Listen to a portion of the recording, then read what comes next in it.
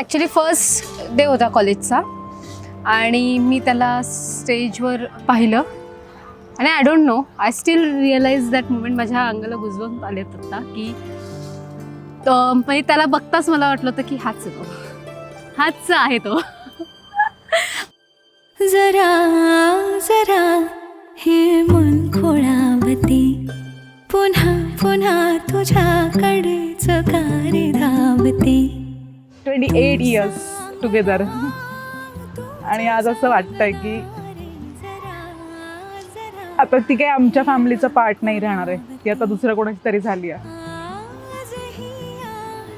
आपली बहीण जोपर्यंत आपल्या घरात असते तोपर्यंत आपण हक्काने काहीही तिला सांगू शकतो, पण आता तो हक्क संपल्याचा फिलिंग यायला लागला. सांगते जरा जरा हे मन खोळावते, पुन्हा पुन्हा तुझ्याकडेच कारे धावते.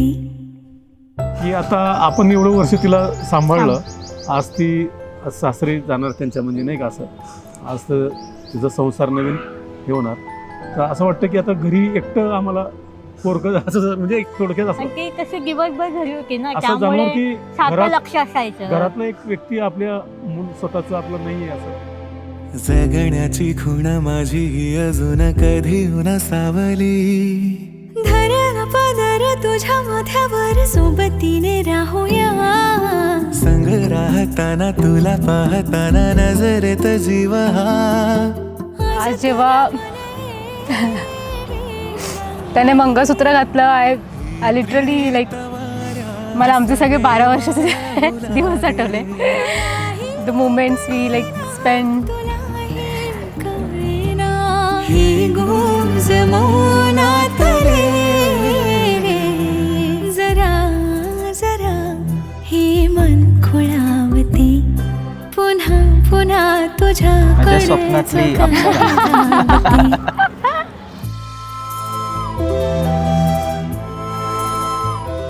आम्ही 2 दिवस खूप गडबडीत होतो, पण आज जेव्हा फायनली त्यांचं लग्न होत होतं तेव्हा खूप छान वाटत होतं. इमोशनल झालं की कारण हे खूप बिग मोमेंट आहे आमच्यासाठी. खूप दिवसांपासून वाट बघत होतो. हे खूप मस्त एक्सपिरियन्स होता.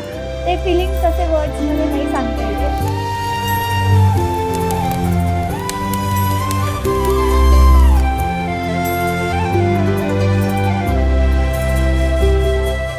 साहू मी कधीची आज अंतरीची ओढ नदीची ही, तुझीच प्रीती आणते भरती प्रेम वेड्या सागराला. तुझे माझे घर 2 ध्रुवांवर तरी पाहते तुला. मी मनी झुरतो असा ह्या 2 श्वासातल्या अंतराला.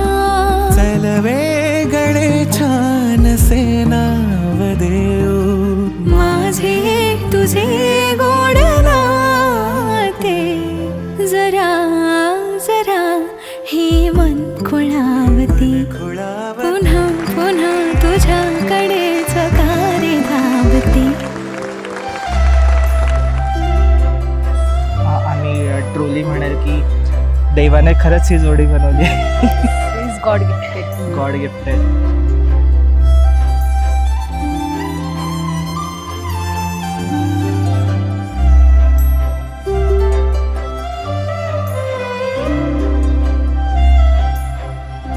अभिषेकसाठी मी मेसेज देईल की त्याच्यासारखं बेस्ट साथीदार आयुष्यात दुसरं कोणी नसता मिळू शकला.